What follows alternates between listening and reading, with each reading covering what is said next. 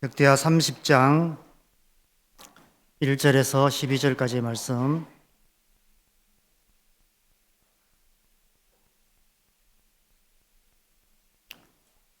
역대하 30장 1절에서 12절까지 말씀을 우리 다 같이 한 목소리로 읽겠습니다. 히스기야가 온 이스라엘과 유다에 사람을 보내고 또 에브라임과 므낫세에 편지를 보내어 예루살렘 여호와의 전에 와서 이스라엘 하나님 여호와를 위하여 유월절을 지키라 하니라. 왕이 방백들과 예루살렘 온 회중과 더불어 의논하고 둘째 달에 유월절을 지키려 하였으니 이는 순결하게 한 제사장들이 부족하고 백성도 예루살렘에 모이지 못하였으므로 그 정한 때에 지킬 수 없었음이라. 왕과 온 회중이 이 일을 좋게 여기고 드디어 왕이 명령을 내려 브엘세바에서부터 단까지 온 이스라엘에 공포하여 일제히 예루살렘으로 와서 이스라엘 하나님 여호와의 유월절을 지키라 하니 이는 기록한 규례대로 오랫동안 지키지 못하였음이더라. 보발꾼들이 왕과 방백들의 편지를 받아 가지고 왕의 명령을 따라 온 이스라엘과 유다에 두루 다니며 전하니 일러스되 이스라엘 자손들아 너희는 아브라함과 이삭과 이스라엘의 하나님 여호와께로 돌아오라. 그리하면 그가 너희 남은 자 곧 아수르 왕의 손에서 벗어난 자에게로 돌아오시리라. 너희 조상들과 너희 형제같이 하지 말라. 그들은 그의 조상들의 하나님 여호와께 범죄하였으므로 여호와께서 명령하도록 버려두신 것을 너희가 똑똑히 보는 바니라. 그런즉 너희 조상들같이 목을 곧게 하지 말고 여호와께 돌아와 영원히 거룩하게 하신 전에 들어가서 너희 하나님 여호와를 섬겨 그의 진노가 너희에게서 떠나게 하라. 너희가 만일 여호와께 돌아오면 너희 백성자들과 너희 자녀가 사로잡은 자들에게서 자비를 입어 다시 이 땅으로 돌아오리라. 너희 하나님 여호와는 은혜로우시고 자비하신지라. 너희가 그에게로 돌아오면 그의 얼굴을 너희에게서 돌이키지 아니하시리라 하였더라. 부활꾼이 에브라임과 므낫세 지방 각 성읍으로 두루 다녀서 스불론까지 이르렀으나 사람들이 그들을 조롱하며 비웃더라.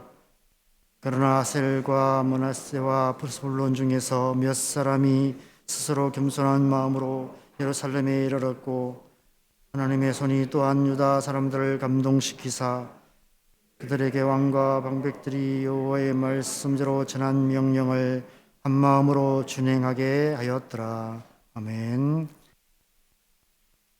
함께 말씀을 보겠습니다. 여러분, 이 한 주간은 우리가 새롭게 세워질 직분자들을 위한 특별 새벽 기도회로 하나님께서 저와 여러분들에게 그리고 우리 남성교회 공동체와 또 새로운 직분자들에게 주시는 그 하나님의 말씀을 함께 묵상하며 기도하는 시간을 갖고 있습니다. 어제 말씀에서 히스기야 왕이 닫혀진 여호와의 전의 문을 열고 성전을 정결케 하고 제사장과 레위인들을 세우고 온 이스라엘을 위한 번제와 속죄제를 드리는 이야기를 통해서 예배의 회복에 대해서 함께 묵상했습니다. 그렇다면 오늘 히스기야 왕의 이 유월절 이야기를 통해 하나님께서 우리에게 말씀하시기 원하시는 것이 무엇일까요? 어제 말씀에서 왕이 된 첫째 달에 닫혔던 여호와의 전의 문을 열고 여호와께 드리는 예배를 회복한 히스기야 왕이 오늘 말씀에서는 곧이어 둘째 달에 유월절을 지키기 위해 방백들과 의논하고 온 이스라엘에 명령을 내립니다. 여호와의 전에 와서 유월절을 지키라라는 명령을 내립니다. 그런데 5절 하반절에 보면 이는 기록한 규례대로 오랫동안 유월절을 지키지 못하였다라고 말씀하고 있습니다. 얼마나 오랫동안 유월절을 지키지 못했는지는 열왕기와 역대기에 좀 다르게 기록하고 있습니다. 열왕기하 말씀에 보면 23장 말씀에서 보면 그죠? 히스기야 왕의 증손자인 유다 왕 16대 왕인 요시야가 유월절을 지킨 사실을 기록하며 이렇게 말씀하고 있습니다. 사사가 이스라엘을 다스리던 시대부터 이스라엘 여러 왕의 시대와 유다 여러 왕의 시대에 이렇게 유월절을 지킨 일이 없었더니 하고 말씀하고 있습니다. 요시야 왕이 처음이다. 온전하게 유월절을 지킨 것은 처음이었다. 사사시대부터 지금까지 처음이었다라고 말씀하고 있습니다. 그런데 열왕기서에는 이와 달리, 열왕기서와는 달리 역대기 기자는 오늘 본문을 통해서 요시야 왕 이전에 히스기야 왕이 먼저 유월절을 지켰다는 사실을 분명하게 기록하고 있습니다. 왜 역대기 기자는 열왕기서 기자와는 달리 히스기야 왕의 유월절 사건을 이처럼 의미 있게 기록하고 있을까요? 이 말씀을 통해서 지금 저와 여러분에게 주시는 하나님의 메시지가 무엇일까요? 여러분, 우리가 묵상하고 있는 이 역대기서는 포로기 이후에 이스라엘 공동체를 향한 하나님 나라의 회복의 비전을 제시하는 그런 말씀입니다. 그래서 역대기 기자는 어제 본문의 이 히스기야 왕의 여호와의 전에 문을 열고 예배를 회복했던 사건과 오늘 이 유월절 사건을 특별히 의미 있게 연결하여 기록하기 위해 이 말씀을 기록한 것 같습니다. 사실 오늘 본문 말씀을 어떤 관점에서 읽어보면 역사적으로 시간대가 참 안 맞는 말씀인 것 같습니다. 그럼 오늘 말씀에서 히스기야가 유월절을 지키려 했던 때가 둘째 달이라고 말씀하고 있습니다. 어제 말씀에서 첫째 달에 여호와의 전에 드리는 예배를 회복하고 둘째 달에 유월절을 지키려 했다라고 말씀합니다. 그런데 이때가 언제냐면 북이스라엘의 마지막 왕 호세아 왕이 제위하고 있을 때였습니다. 북이스라엘이 아수르에 의해서 멸망한 것은 이 히스기야 왕의 6년째였습니다. 그런데 오늘 말씀을 읽어보면 히스기야가 그 제위 첫 해에 남유다만이 아니라 브엘세바에서 단까지 그 북이스라엘까지 편지를 보내서 유월절을 지키라 명하고 있는 것을 보게 됩니다.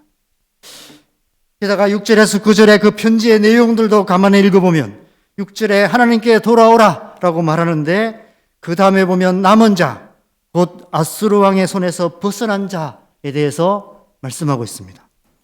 7절에는 범죄하여 멸망한 조상들을 너희가 눈으로 똑똑히 보고 있다 라고 말씀하고 있습니다. 9절에는 아수르의 포로가 된 형제들과 자녀들이 노임을 받게 될 것이다 라고 말씀하고 있습니다.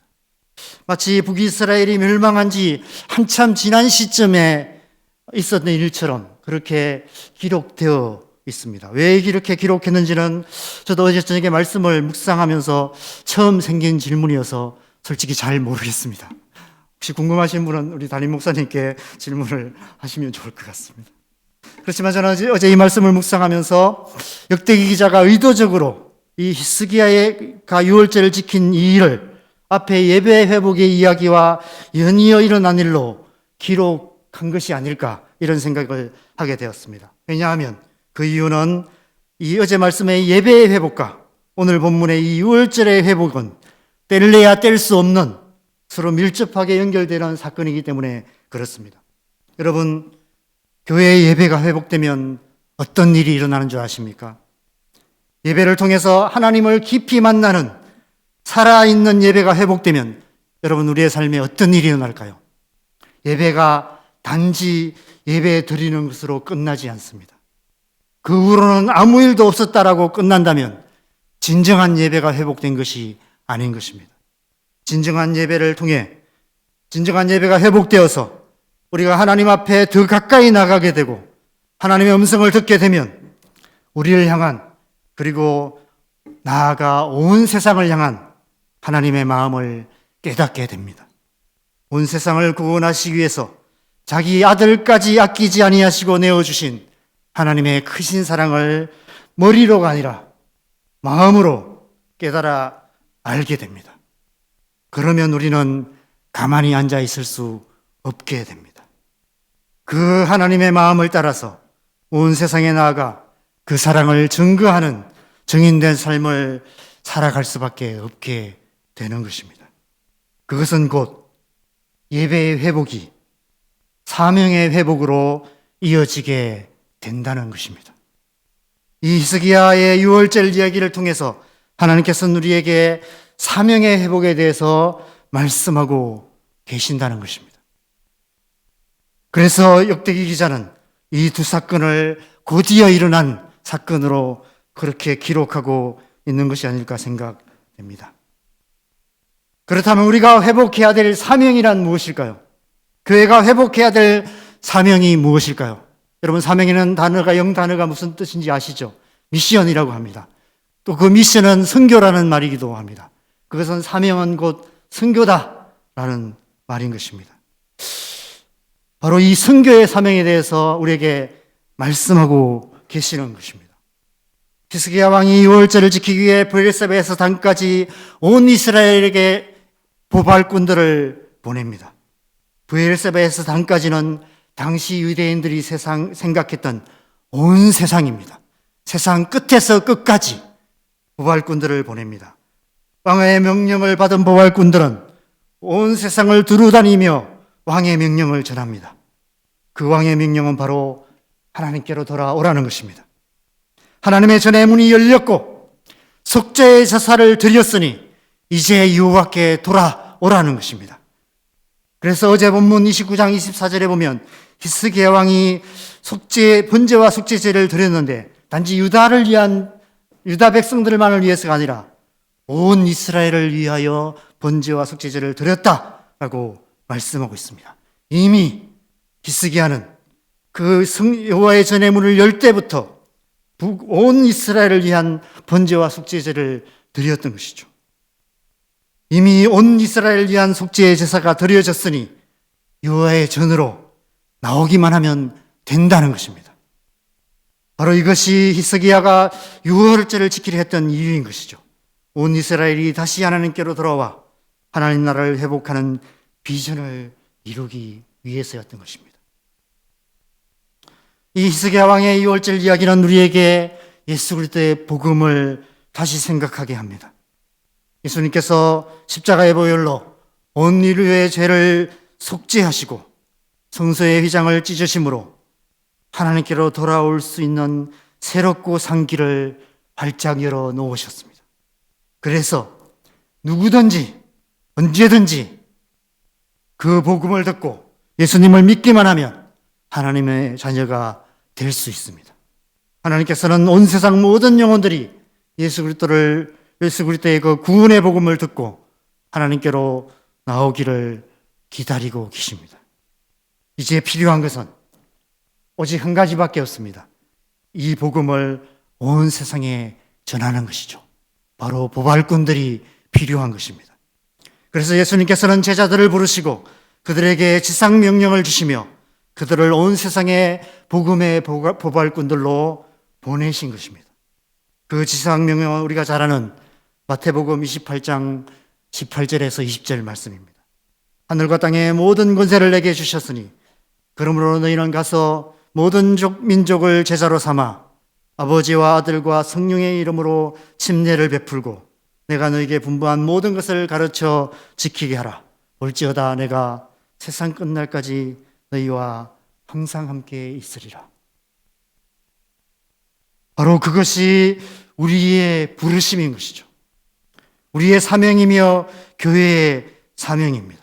이 땅의 모든 그리스도인들과 모든 교회는 예수 그리스도의 복음을 땅 끝까지 전하는 지상 명령을 받은 복음의 보발꾼들로 부르심을 받은 것입니다. 그것은 그 교회의 궁극적 사명이 선교라는 것을 의미합니다. 오늘 이 히스기야 왕의 유월절 이야기를 통해 하나님께서는 우리에게 교회의 선교적 사명에 대해서 그 사명을 회복해야 될 것에 대해서 말씀하고 계시는 것입니다. 그렇다면 히스기야 이전의 사사들과 수많은 왕들은 왜 유월절을 지키지 못했을까요? 그럴 만한 사정들이 다 있었을 것입니다. 각 시대마다 해결해야 될 급한 문제들이, 더 중요하게 여기는 문제들이 많았기 때문일 것입니다. 그것은 오늘날 교회들이 선교의 사명을 잃어버린 이유도 마찬가지입니다. 교회마다 더 시급하게 해결해야 할 당면한 문제들이 너무 많이 있습니다. 당장 교회를 운영할 헌금조차도 부족하고 교회 건축도 해야 하고 여러 가지 교회 사역을 감당할 일꾼들도 부족한 현실입니다. 그래서 도무지 선교할 여력이 없다라고 말하는 교회들이 많이 있습니다. 심지어는 제가 선교단체에 있을 때 선교 세미나 때문에 지역 교회 목사님들을 만났는데 어떤 목사님은 우리나라에도 아직 전도할 곳이 많이 남아 있는데 왜 선교단체는 굳이 돈 많이 들어가며 해외 선교를 하냐고 핀잔까지 주시는 목사님도 계셨습니다. 요즘 같은 이 코로나 같은 상황이 되어서 교회의 재정이 어려워지면 가장 먼저 줄이는 것 중 하나가 선교비인 경우도 많이 있습니다. 그렇다면 히스기야 시대는 달랐을까요? 히스기야 시대 역시 마찬가지였을 것입니다. 해결해야 할 문제들이 산더미처럼 쌓여 있었을 것입니다. 그런데 히스기야는 이전에 그 어떤 왕들도 하지 않았던 유월절을 지키기로 결정했습니다. 어떻게 그럴 수 있었을까요? 그 이유는 자신의 사명이 무엇인지 알고 거기에 우선순위를 두기로 결단했기 때문입니다. 교회가 선교의 우선순위를 두어야 하는 이유도 마찬가지입니다. 그것이 교회의 가장 본질적인 사명이기 때문에 선교의 우선순위를 두어야 합니다. 온 세상에 예수 그리스도의 구원의 복음을 전하는 복음의 부활꾼의 사명을 감당하기에 더욱 힘써야만 합니다. 어려우면 어려울 때일수록 우리가 그 사명을 더 굳게 붙들어야만 하는 것입니다. 부활꾼이란 말은 그 말 그대로 발로 뛰어서 왕의 명령을 전하는 사명을 받은 왕의 사자를 말합니다. 부활꾼의 사명은, 숙명은 빠르고 정확하게 마치 우리 앞에 우리 형제님 계신 것처럼 택배 기사들처럼 빠르고 정확하게 그것을 전해야 하는 것입니다. 그래서 오순절 성령께서 급하고 강한 바람처럼 오시고 각기 난곳 방언으로 역사하셨던 것을 보게 됩니다. 그래서 성령님은 선교의 영으로 이 땅에 오셨다라고 말씀하고 계시는 것입니다. 우리에게 성령의 세례를 베푸신 이유도 바로 이 땅끝까지 증인이 되게 하시기 위해서 우리를 복음의 부활꾼들로 기름 부어 주신 것입니다. 여러분, 교회가 직분자를 선출하는 이유가 무엇입니까? 교회를 잘 운영하기 위해서일까요? 교회가 더 성장하게 하기 위해서 일꾼이 필요하기 때문일까요? 물론 그것도 중요한 이유가 될 수 있습니다. 그러나 궁극적인 이유는 아닙니다. 궁극적인 이유는 바로 교회가 이 선교적인 사명을 더 효과적으로 잘 감당하기 위해 직분자들이 필요한 것입니다. 그러므로 직분자는 교회의 부르심에 헌신하기 이전에 먼저 이 그리스도의 지상명령, 곧 선교적 사명에 헌신해야 합니다. 교회 공동체가 선교의 사명을 더 잘 감당하도록 각기 맡은 직분을 통해 발로 뛰는 복음의 부활꾼들이 되어야 합니다. 10절에서 11절 말씀을 보면 부활꾼이 에브라임과 므낫세 각 지방 성읍으로 두루 다녀서 스불론까지 이르러 그 왕의 명령을 전했는데 사람들이 그들을 비웃으며 조롱했다고 말합니다. 그런데 11절에는 그 중에 몇 사람이 스스로 겸손한 마음으로 예루살렘에 이르렀다라고 말합니다. 이것이 복음의 부활꾼들이 감당하는, 교회가 감당하는 사역의 현실입니다. 지금도 이러한 현실 속에서 우리는, 교회는, 그리고 온 땅과 일방의 수많은 선교사들이 이 복음의 부활꾼으로서 사명을 감당해 가고 있습니다. 그런데 마지막 12절 말씀을 보면 하나님의 손이 또한 유다 사람들을 감동시키셔서 그들에게 왕과 방백들이 여호와의 말씀대로 전한 명령을 한 마음으로 준행하게 하셨다라고 말씀하고 있습니다. 하나님의 손이 언제나 우리와 함께 하신다는 것입니다. 볼지어다 내가 세상 끝날까지 너희와 항상 함께 있으리라 약속하고 계시는 것입니다. 사랑하는 여러분, 그리고 특별히 새롭게 임직하시는 직분자 여러분, 하나님께서 오늘 말씀을 통해서 우리에게 교회가 회복해야 할 선교적 사명에 대해서 말씀하시며 우리 모두를 복음의 부활꾼들로 부르고 계십니다. 저희 여러분 모두가 이 부르심에 헌신한 귀한 시간 되시기를 바랍니다. 우리의 헌신을 통해서 교회가 더 선교적인 사명을 잘 감당하는 교회로 거듭나게 되기를 간절히 바랍니다. 그리고 이 부르심을 따라 교회의 선교적 사명에 헌신하여 끝까지 충성하는 충성된 주의 사자들이 되시기를 주님의 이름으로 간절히 축원합니다. 하나님의 손이 언제나 여러분과 함께 하실 것입니다.